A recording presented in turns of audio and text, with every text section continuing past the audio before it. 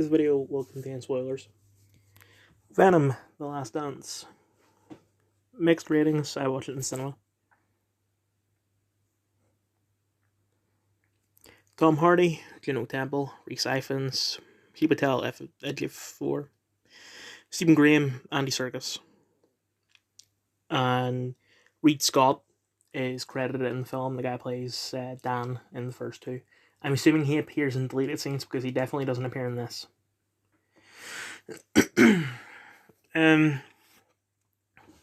Going into it, or before it even came out, I knew it was going to get bad ratings because all the films in the trilogy have bad ratings, and say what you will about Let It Be Carnage. I thought it was great, but I think we can all admit that the first one was something special. It was pretty good. And even Dylan, who hates everything, he quite enjoyed Let It Be Carnage. Even he did give it a second watch yesterday, and he said that he didn't like it as much. I think to the point of not liking it anymore. But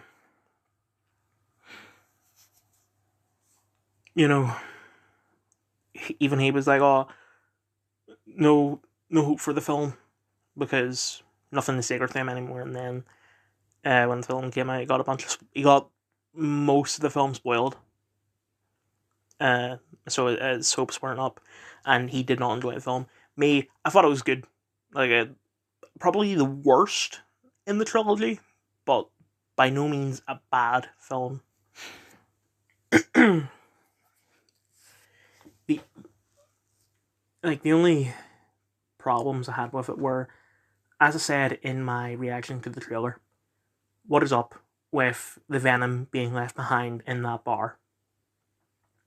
And the way that they got around that was that he left some venom in the bar, both in the MCU and the Sonyverse.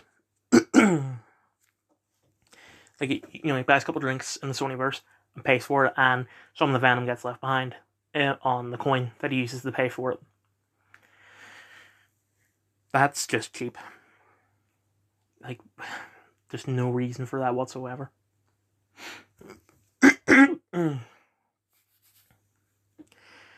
I had a feeling that people I was talking to were going to say that the fact they gave Juno Temple and the Christmas Tree Girl, the fact they gave her, both their characters, development, they're going, "Oh, I don't give a fuck about all this." God forbid they develop their characters.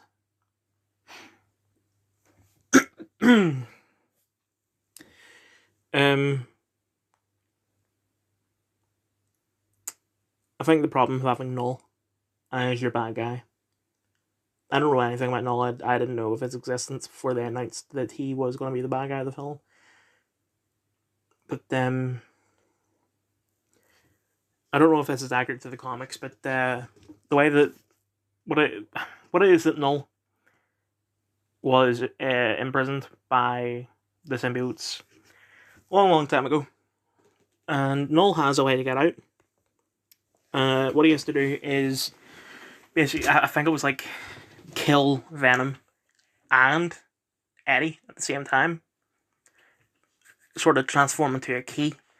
That key is used to unlock Null. So, Null, it would be really, really hard to write for a film, especially since this is just the Sonyverse. This isn't the MCU. Because if for the MCU, what they could have done, I guess, was, Venom and Eddie die, and Null gets unlocked, and then Null could be the bad guy of either Spider-Man 4, which I do know that that's possibly what's happening, or an Avengers film.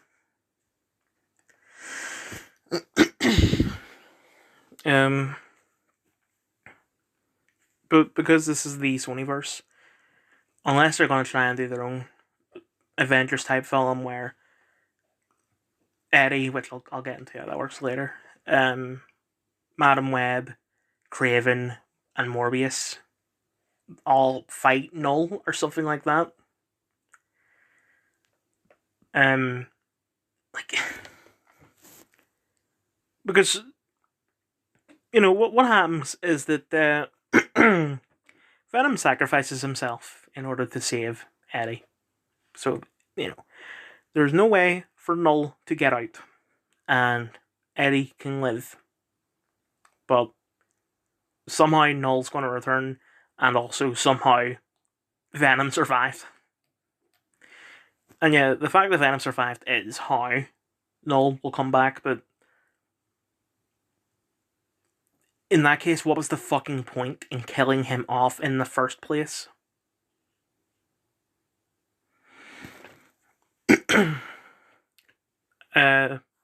Second major problem I had with the film is they showed a bunch of other symbiotes. Like, Juno Temple becomes a symbiote, Sadie is a symbiote, a couple others become symbiotes. And they bond immediately. They know what the fuck to do immediately, and it doesn't make any sense. Because, considering in every single time that it has happened in comics, cartoons, films, whatever, when Venom bonds to Peter, no immediate, ability to do everything. Same for Eddie, same for Flash Thompson, same for literally everyone that has happened to.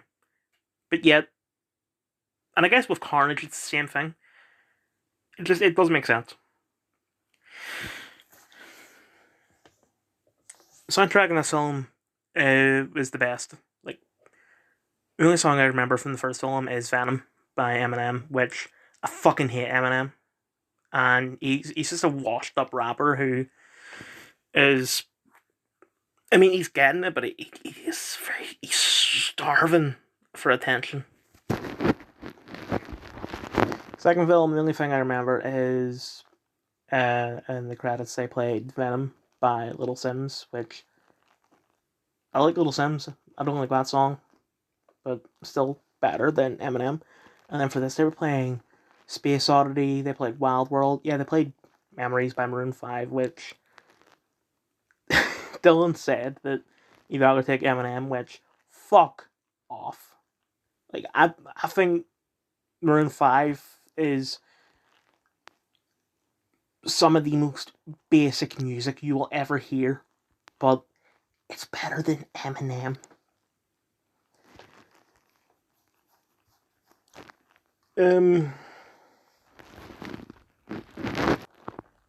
Red 1 mixed ratings. I'm in cinema.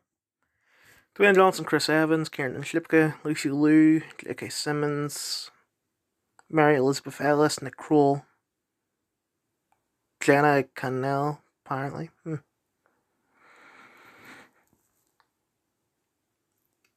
It's, yeah, it is your basic Dwayne Johnson film, just Christmas themed. Did I say J.K. Simmons?